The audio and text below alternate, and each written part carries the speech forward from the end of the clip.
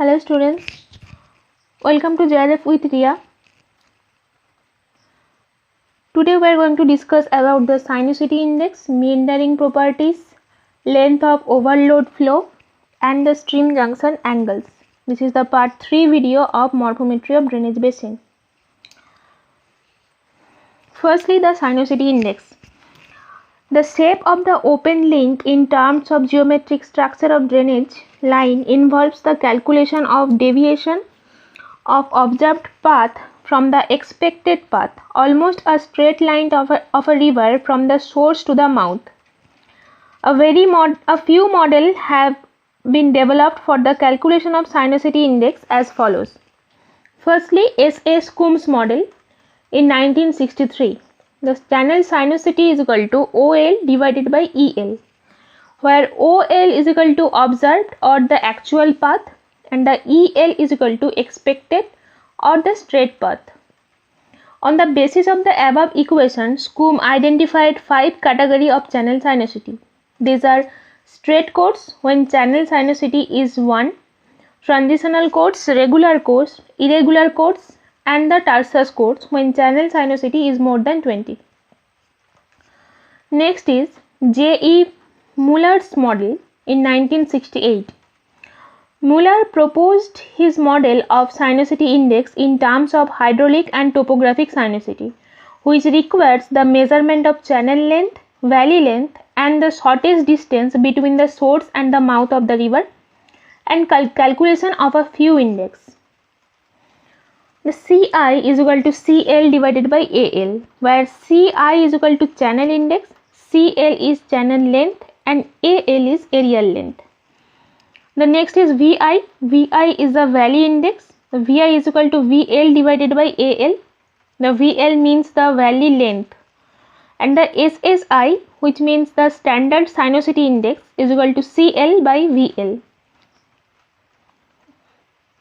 Okay.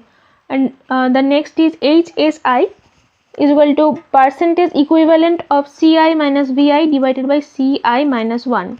The HSI is equal to hydrological sinuosity index and the TSI, the topographical sinuosity index, is equal to percent equivalent of Vi minus 1 divided by Ci minus 1. The value of unity of standard sinuosity index is indicative of straight river course, whereas the index value between 1.0 to 1.5 put the river in sinuous shape and the value more than 1.5 represents a meandering course. Now come on to the meandering properties. Though J.E. Muller explained the controls of sinuosity of the river in a practical terms in his model, but it suffers from the shortcoming of arbitrary definition of meandering course of a river, as pointed out by J.C. Bryce in 1964, who has presented his model for the calculation and derivation of different components of the meandering course of the river.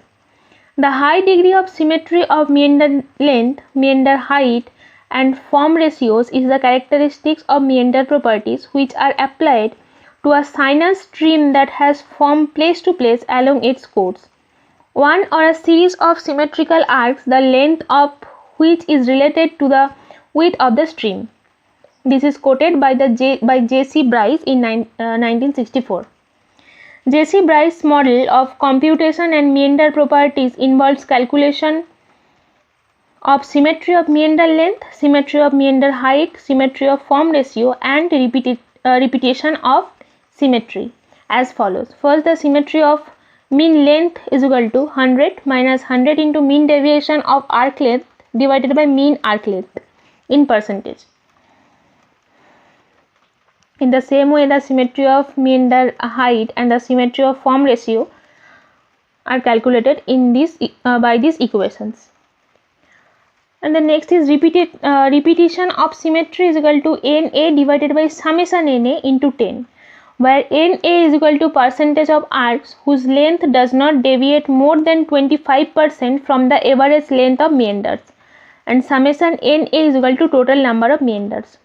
Generally, the rivers which have these values above 60%, the termed as meandering rivers, but sometimes terrain and lithological characteristics of rocks restrict the river to develop meanders of expected size.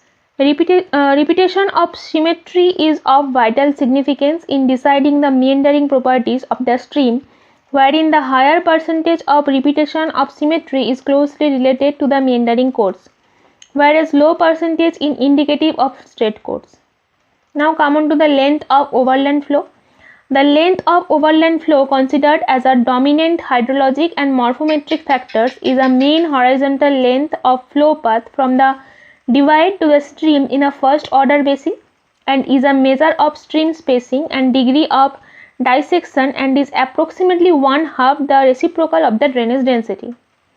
And the next is stream junction angles. Geometry of angular property of drainage network is related to the junction angle of two stream segments, which is defined as the angle projected to the horizontal between average flow directions determined by the end of the stream segments, extending from the junction point to a distance equal to 0.2 times the average length of the second order stream.